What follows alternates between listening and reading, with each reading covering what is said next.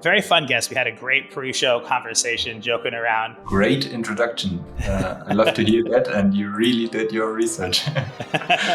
Most people think I'm a little bit like an American gunslinger, and I kind of shoot from the hip, but I do a little prep. You kind of got wrangled into working at a hotel. Tell us a little bit why. I literally grew up in the hotel, so baby lying next to the front desk, growing up in the hotel, and I never wanted to work in the hotel. I moved more and more into the background, working with Gastronovi. I really love it. It's funny because you literally started at the front desk as a baby and worked, and then just kept scaling back to fading into the background. There's a lot of amazing technology, and there's a lot of technology you can build for this space, but does it help frontline workers be better? Yes, let's say hospitality is getting more and more complex throughout the years. We want to keep the chefs cooking, and the waiters serving, and the hosts being the hosts of the restaurant, and that's what keeps us moving.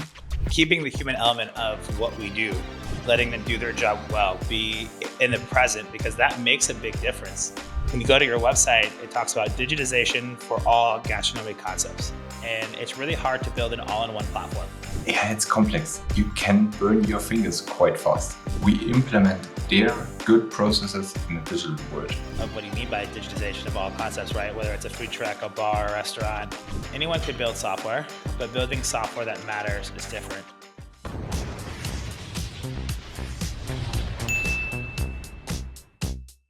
Hey y'all, how we doing? We are back for another episode of Hospitable. I'm your host, Rob Napoli. Today I am joined by a very fun guest. We had a great pre-show conversation, joking around. And my guest today is Max Huber, who is an integration specialist at Gastronovi. So Max grew up in the hotel industry, was trained in a very upscale hotel in the south of Bavaria, which is a beautiful country. I got to spend a little bit of time traveling Bavaria, living in Italy. So I ate a lot of good food and obviously strong beers. And his path has taken him from working in the front line of hotels into being on the tech side and integration specialist at one of Germany's biggest point of sale companies, Gastronovi. Max, welcome to the show, my friend. Excited to have you here today. Hi, Rob. Thanks for having me. What a great introduction. I love to hear that, and you really did your research. I try. Most people think I'm a little bit like an American gunslinger, and I kind of shoot from the hip. But I do a little prep and like to make sure I'm rocking and rolling. But Max, I'm really excited to have you on the show, and we had a little fun pre-show conversation, as you and I have not got to directly work together much, as you work mostly with my team. With some of my team and the Omnibus team, MJ and Jasper from the technical side. Exactly. And so, really excited to chat a little bit as we've been doing some cool stuff together. But this podcast is all about, making hospitality more human through technology. That's something that I know you believe in as a, former hotel worker, which we'll talk about here in a second too, the mission over at Gastronovi. So really excited to have you in. But before we dive into the topic, I said in the intro, and we were talking pre-show, that you kind of got wrangled into working at a hotel. Tell us a little bit why and how you grew up in the hotel industry. Yes, that was quite a fun story, to be honest, because I literally grew up in the hotel. So like baby lying next to the front desk, growing up in the hotel. And I never wanted to work in the hotel. My parents own a hotel very close to Munich, and I never wanted to work in there. Always worked with other gastronomical concepts, so worked in a restaurant 8 kilometers away, so quite around the corner, but never wanted to work in their hotel. And how the tables turn, you end up in the hotel. So I was working, or I did my apprenticeship, that's what it's called in Germany, in a very high luxury 5-star hotel in the south of Munich, between the Alps. Very magnificent, but old school, to be honest. And then I moved further to Munich and started to work with their hotel. But then I quickly realized I wanted to move more more around, see a little bit of the world. Worked with Modular, for example, one of the biggest hotel groups we have in Germany, and they also have one of the hotels in New York. If you ever have to switch Yeah.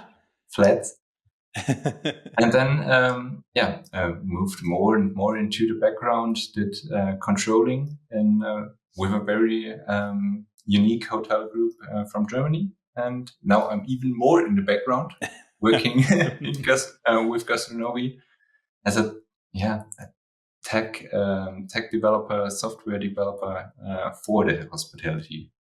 And That's I really, amazing. I really It's love my funny journey, because to you be literally honest. started at the front desk as a baby Yeah, and worked, and then just kept scaling yeah, back to the fading into the background.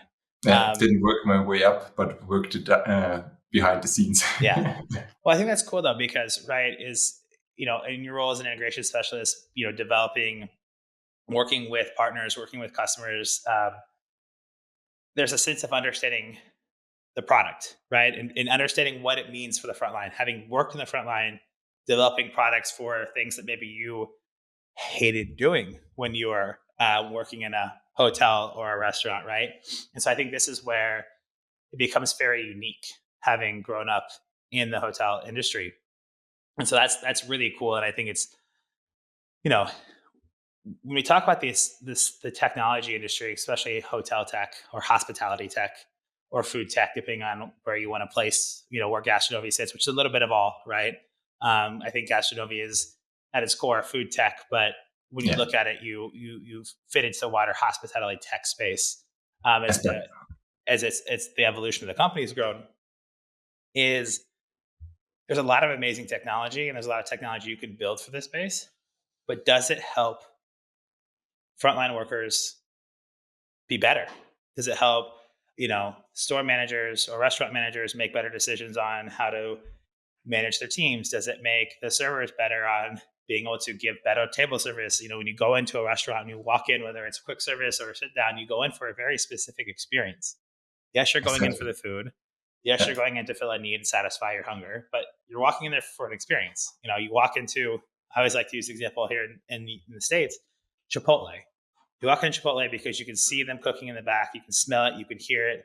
It's quick to get through the line, and you're going to get a same taste, look, and feel at any Chipotle, and you're always going to have that experiential of you hear the chicken sizzling on the grill behind you, you see all the food there, like you just know what you're walking into, and that is what it's all about, right?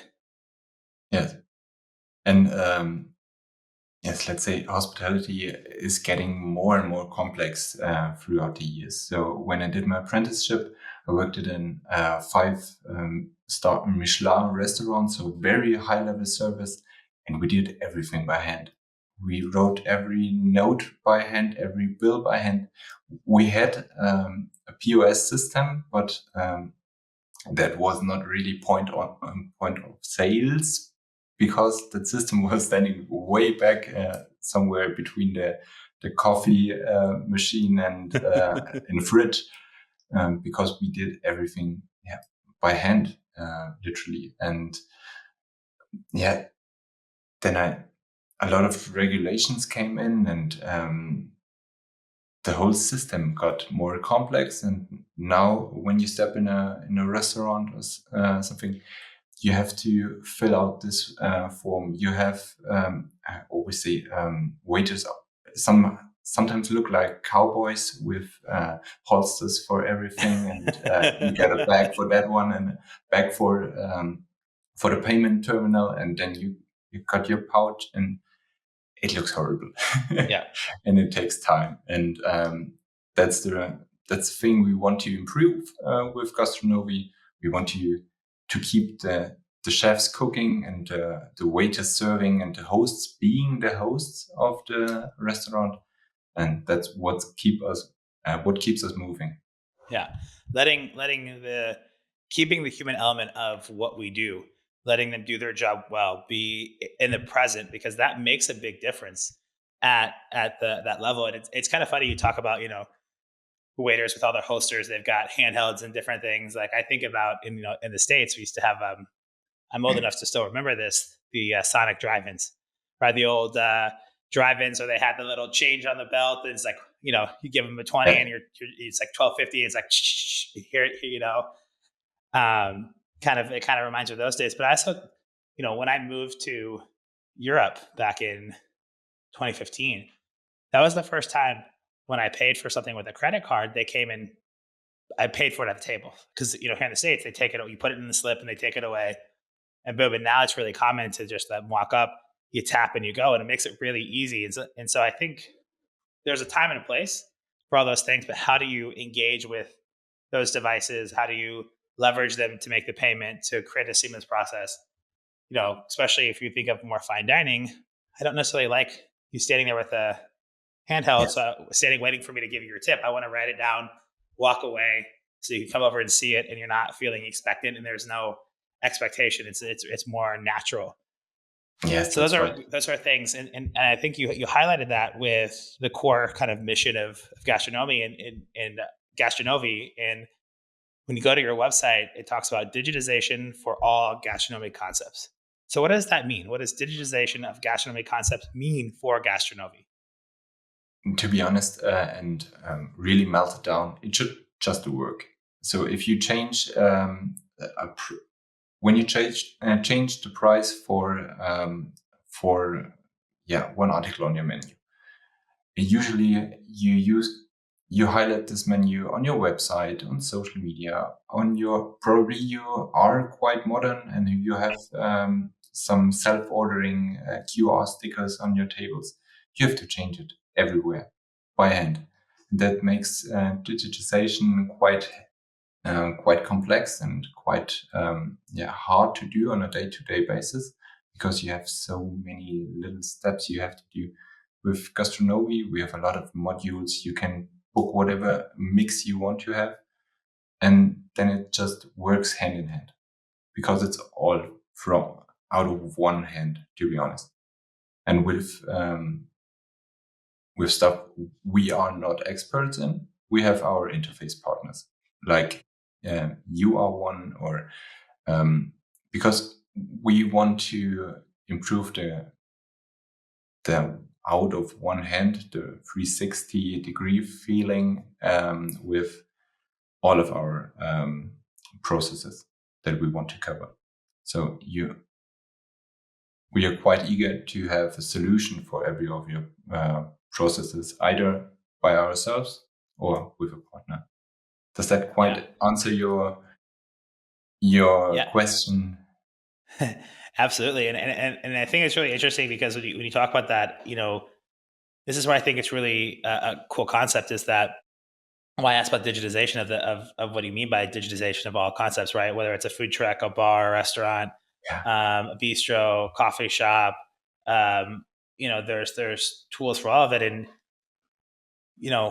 when we build software, anyone could build software, but building software that matters is different. And it's really hard to build an all-in-one platform. We've seen that tried and failed, and, it's too hard because it gets clunky. If you look at some of the biggest CRMs, started off with amazing use cases and value prop, and they kept adding and adding, and then it becomes a clunky thing where you need to hire an administrator just to run your CRM system, which is absolutely wild. And when is especially a restaurant, what if it's a single mom and pop restaurant versus a chain, that's impossible. You don't have the manpower for that. Germany is a quite industrial country, so we have there is a huge CRM and European company starting with an S and ending with a P, and we've got a lot of consultants in Germany just for that single program, so that you are able to use it, and that's the thing we didn't want to do. So as complex as it has to be, but as simple as it might be, as it's possible to work as. For example, we started with a lot of modules that let's say that support the hospitality, and we never wanted to build a POS system, because all that the invoice handling, that's quite tough. You have local authorities that Yep. look deeply into your system and are highly interested that it works 100% correct. So that's a tough business. And at first, we never wanted to get in touch with that stuff because it's complex. You can burn your fingers quite fast. But then we figured out the cash register is the main point of the system. So the hospitality is built around that, especially for restaurant, for bistro and stuff like that. For hotels, it's a little bit different because there you have the hotel management system, the PMS, property management system, and every process is built around the front office. And with restaurants, everything is built around the kitchen and the cash register. When those processes don't work, you're completely screwed. Mm-hmm. Yeah, trying to reconcile that on the back end is a nightmare, right? Yeah, and one of the most interesting things, in my opinion, that we offer, for example, is a kitchen monitor. That's quite new to Germany because everyone loves their pen and paper. Right. We are a very handwriting society. And nowadays, it's getting a little bit more digital, and we're starting to recognize more and more screens in the kitchens where you don't have to pin your order notes that way around. But you have a display, and you can play with your orders. I'll do that one later. We have to highlight this table first, and the way we want to work with our customers is that we implement their good processes in a digital world. Yeah. Because when your process doesn't work, it doesn't work analog or digital. Yeah. 100%. And that's the idea behind these modules, right? Is that we should be able to digitize it in a way that makes it work for humans to do their job better. The cooks to manage the orders, the servers to manage the flow. It's for the cash register to manage everything coming in, right? So that's what I think is really interesting about how y'all thought about building in the modular sense, right? Creating different modules and literally everything from customer loyalty to marketing and calculations to purchasing systems and merchandising management, et cetera.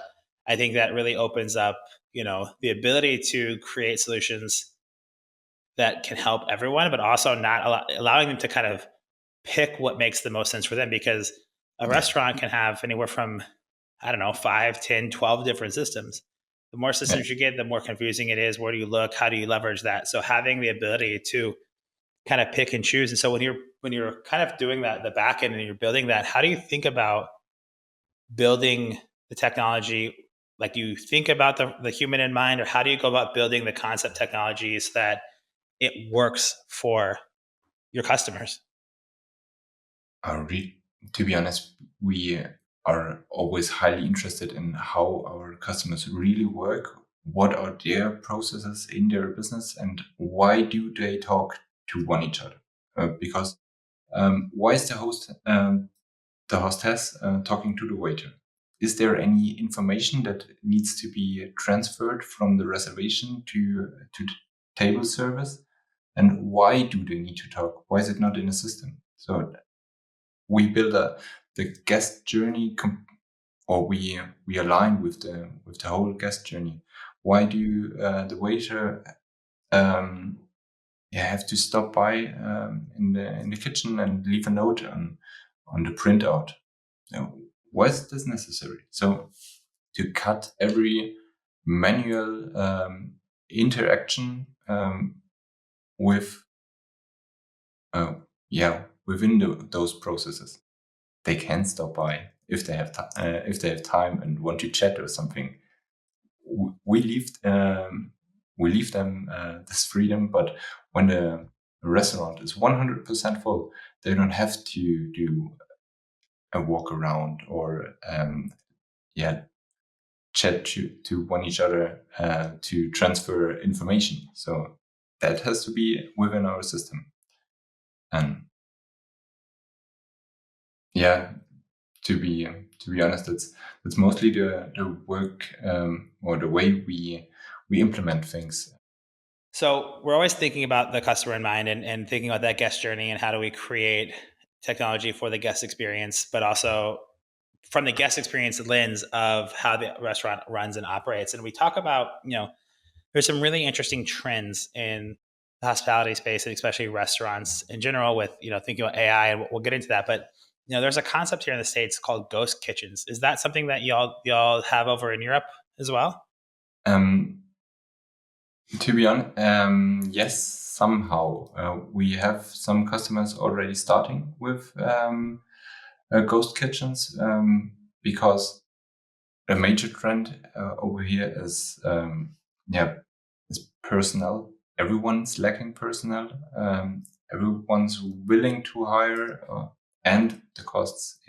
Everyone's wanting to cut down costs. So you have those major trends, and ghost kitchen is one of the possible solutions. We will never know, to be honest, or not by now. So some of our customers are starting with ghost kitchens and with production kitchens as well. So where you have one outlet producing the base items for their serving outlets. Yeah. I bring that because in New York City, it's becoming more and more common with these like concepts of ghost kitchens, especially in very highly densely areas where you're just like grabbing salads or whatever. And the idea behind it is that you can order ahead, walk in, pick up, and you can kind of skip the need to stand in line. It's go, or you can go and you walk in. There's a kiosk and there's like a time to very short time to return because you just have people in the back that are cooking and it comes out. And we're also seeing some different concept kitchens where you can order as a ghost kitchen, but there's 5 or 6 different restaurants or 5 or 6 different options as well. So if you want a sub or a salad or a breaded chicken sandwich, and it's really, I think it's great because ghost kitchens you tend to work really well for high times like lunch and maybe breakfast. But I obviously, you never see them working past like 4 or 5 o'clock unless it's like in an area where you have the delivery drivers picking up. And it's kind of unique because it's changing a little bit about when we think about different trends about losing that human touch. And there's a need for those things when you want a quick bite and you're just wanting to get the food. Move on to the next thing, which is a very American concept. We don't sit down for lunch, especially in New York, versus the European concept where you actually sit down and take your lunch. But do you think that that's something that's going to continue to evolve? I mean, I think there's always going to be a place for people to sit down and have that meal, but how do you see that? Or are you taking into account these different types of trends as you're building new technology or thinking about how does your technology scale with potential things like this? Yeah, then the German ghost kitchens are a little bit more different, to be honest. They are, as the word tells us, they are in the back, not visible, and might be not in the place, in the outlet where you're sitting in. Yeah. But we have some customers that go with a high value of or a high productivity. They use it like a production kitchen, and then they have the serving outlets with servers, with personnel, and those personal touches where like when you go to a restaurant and you chat with the servant, not those stopping by American accents. But we really you can go to those restaurants, but the food is not produced on time in the background, but it's pre-cooked and just has to be brought up to temperature. And that's also a way how you can find more personnel and your chefs don't have to work those late hours. They can work like normal business hours, and then you have to use like only 1 or 2 chefs for bringing the food all together and not cooking in the background. So we have a lot of interest with kitchens like this, and see a lot of movement in there. The other way around would be some self-order terminals, where a lot of our customers are interested at the moment, because they decided to cut costs at the serving side, the cashier side of the production. So they still have those chefs in the background, but just a pickup desk. Mm-hmm. Those are Interesting. kind of the major trends we identify in those regions, as well as the usage of self-ordering. So Yeah. you don't have to be limited by table numbers. Let's say a usual waiter could serve up to 20 tables. With self-order systems, you can serve up to, let's say, 30 or 35 tables, because you always have some guests, like both of us. We can both scan a QR code and order our drinks, or let's say we order with the server, or with the waiter, but the second round of beers, we can order that online. That's no issue. We had the human interaction. We are in a deep discussion and don't want to be interrupted, so we can order online for the second round. So the combination of both would also be quite interesting.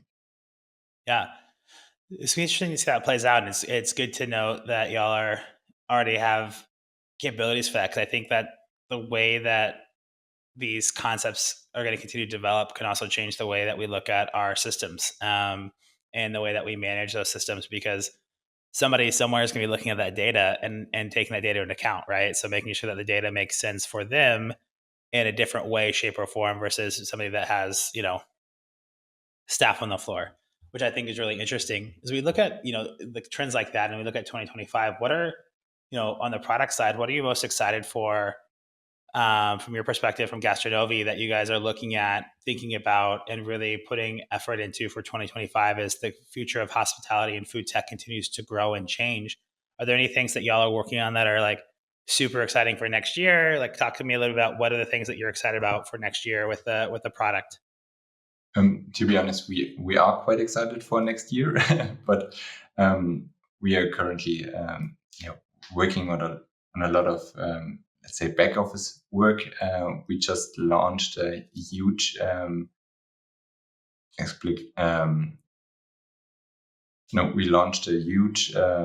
payment option for our customers. We are now able to use tap to pay on iPhone and Android, and that was really new to the German market, and that was a huge thing for us. And you remember the cowboys I spoke of earlier?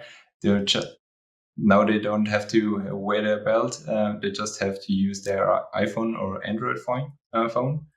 And that was the main thing of 2024, and we are still in working on rolling it out to all of our interested customers. And for the next years, it's mostly to be defined in the next few months. We have a lot of focus on controlling aspects, because with rising costs, everyone wants to know about their revenues, what makes revenue, what doesn't, and to optimize their businesses. So that's one of our main topic, to be honest. And I love it. I think that's gonna be fun to kind of see how that plays out, and cool that you get to continue to innovate. And 2025 is going to be very unique, right? AI, data, all these things that are buzzwords still. I mean, they've been around, they've been cool for, a few years now, but I think we're going to start seeing in 25 real activation of these things, real activation of how we leverage data, making sure we make data smart and usable and cleansable and maneuverable, which is obviously where Omnibus kind of we excel. But I think every company is going to be working at how do we do this better? How do we create integrations? How do we whether it's ourselves or with partners to really make things smoother, right? How do we Yes. automate it so that we can focus more on making the right decisions and putting practice into action versus sitting on the back end and looking at all this data and trying to clean it up to make heads or tails of what we have in front of us. And I think that's going to be really cool to see where those concepts of data cleansing and AI and all that really turn into next year. And I'm sure y'all are doing some things with that on the back end and playing around. I know that when I always ask the question, people don't want to talk about what they're doing yet because they're kind of working on something. But just by your face, I can already tell that y'all are working on something with it. And it's going to be exciting to see and play around with it. Yes, and as every company, we are testing a lot of interesting ideas. What I can tell is that we already integrated AI with some smaller parts of Gastronovi Office. For example, when you want to do the QR code self-ordering kind of thing, you're always interested in what does the plate look like? What can I expect? And because pictures sell way more easier than just the text, and therefore we implemented picture picture creation of your food. You can identify your style, and then you get the visual idea of the plate you can expect. Or we wanted to add value to the switching part. When you're new with Gastronovi, you are just starting. You probably have an old printed out menu. Let's say you have been to Germany. Some of our restaurants have those leather covered order menus where every the font is Times New Roman and stuff. You can imagine.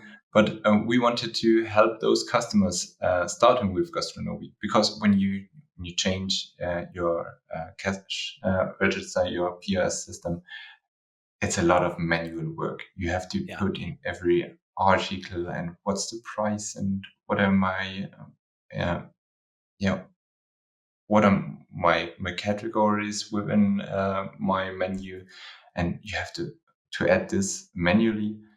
And therefore, we also integrated an AI assistant where you just scan your menu and then it does the work for you, at least the first few steps, and then you just have to work through it.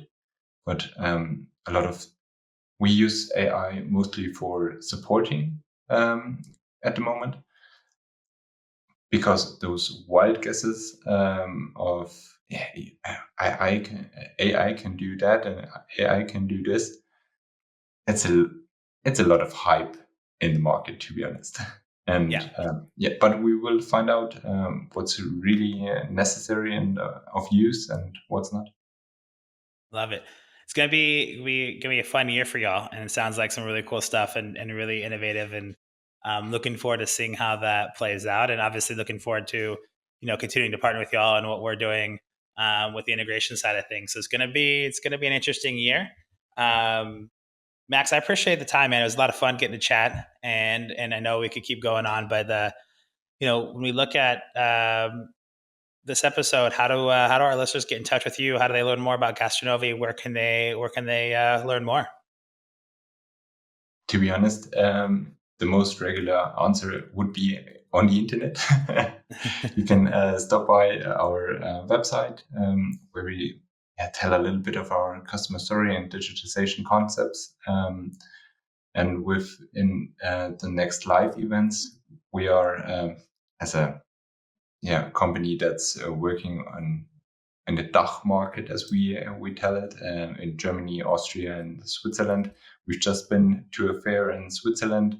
And the next fair is already in the books, coming up in 3 weeks in Salzburg, Austria, and otherwise in Hamburg, north of Germany, in I think March 2025, and yeah, lots of good stuff coming up. And I know you guys go to a lot of the fairs and a lot of events, which I think is super great because you get to meet the customers where they are and really get involved and share your story, which is amazing. So I'll make sure to drop a link to the website in the show notes. All you got to do is click them open and you'll be able to find more information. Max, appreciate your time again today.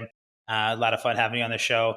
For all those listeners, of course, and for all those listeners out there, as always, be a tier 1, subscribe, rate, review, do all those things. Please let us know how we're doing. And until next episode, be well.